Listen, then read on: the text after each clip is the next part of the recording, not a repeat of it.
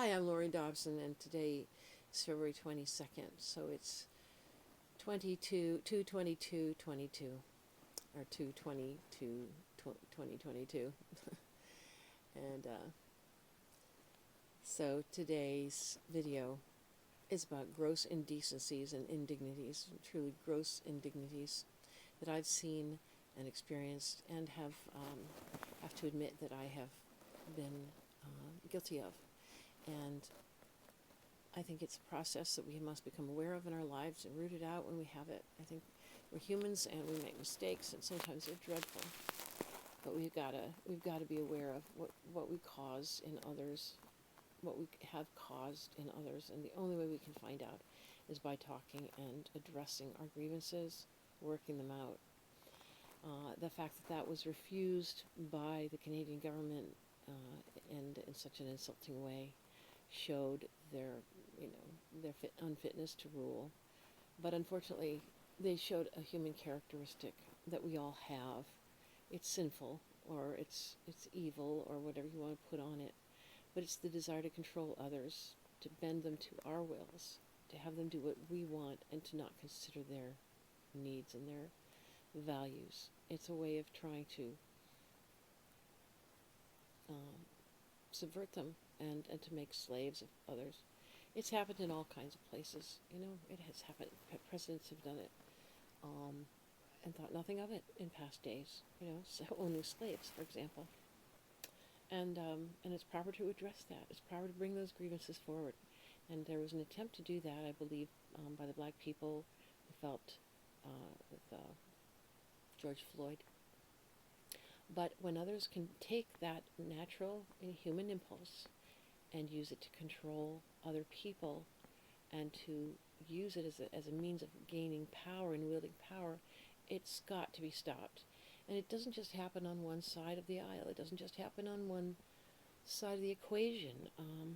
There was a gentleman who infiltrated the truckers named B.J. Dichter, and he had fooled a lot of people into thinking he was one of the convoy characters. But early on, when you could sniff a rat out, when the four of them,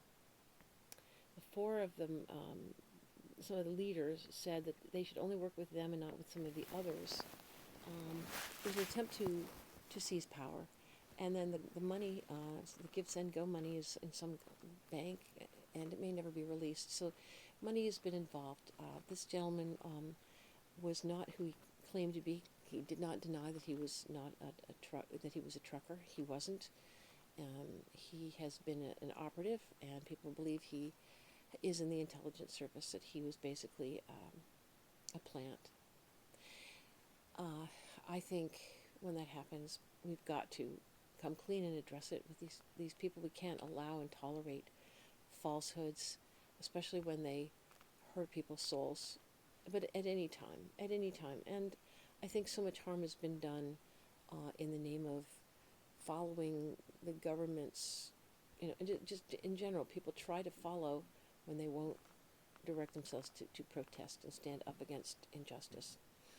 And they're willing to suffer an indignity, and they're willing to put it on others, and to suppress them so they won't expose these indignities. And that is something I won't do. If there's an indignity, if there's an indecency, and if there's a false attribution, if somebody's been given credit for somebody else's work, that should never be. If somebody's done hard work, has brought it forward, has done their part, they're the ones, not that they're seeking it at all, but they're the ones that should be given credit if credit is to be given. If somebody has suffered at the hands of others, many people have been denied their human and rightful part in families. Those people have a place at the table, whether it's given or not. And they don't have to intimidate others to get it. They have to speak for themselves, to speak to their truth. In one of my dreams tonight, I just had someone who is now dead, who was dear to me, was not acknowledged by his family properly, and they diluted and took away from him his rightful place in their values, in their valuing him. but he was not of their persuasion politically. Although born as a someone with a silver spoon, he took it out and he made his own way, and he was very talented, and was my former husband.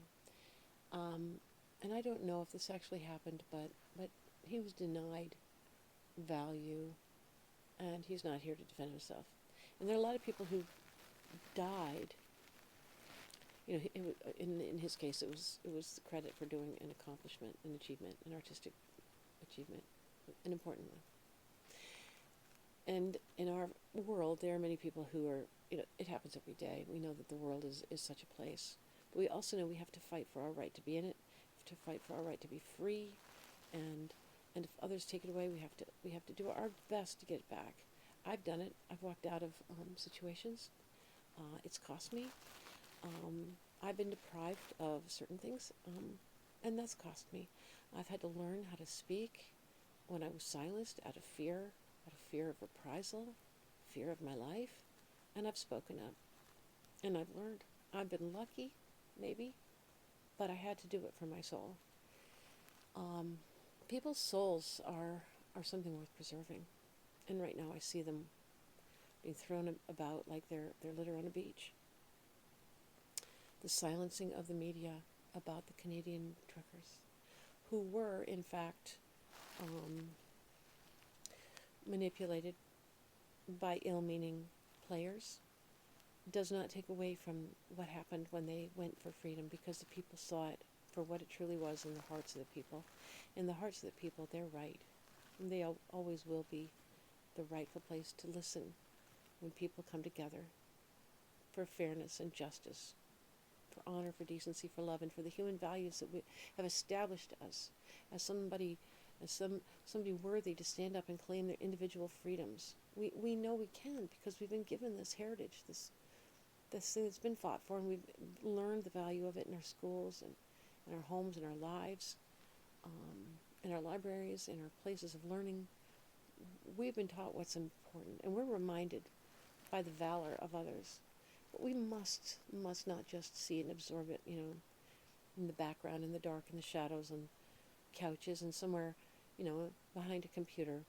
We have to get it to step forward again in the world, in the light. We have to all come out of our shadows and our shadowed lives, and we have to also take ourselves into the deepest shadow of all, in our own lives, where we do these things. And it's hard to see, because we've cloaked it over with so many veils of unconsciousness, curtains of unconsciousness.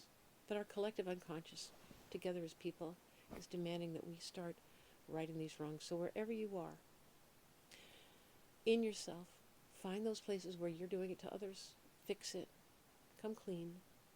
Come clean. Get sober. Come clean. Take your ownership as a human, and stand up and face this in yourself, face it in others, but face it. That's how you get free. And if you're not free, what point is there in your life? What value do you have? It's not that you have to become a servant. You just have to be truthful. You have to live a life you can look at yourself in the eye. You know yourself. You know who you are, because you've gone through that circle of fear. You've gone through that ring of fire. On the other side of it, you know yourself, and you will always know who you are. Nobody can take that away.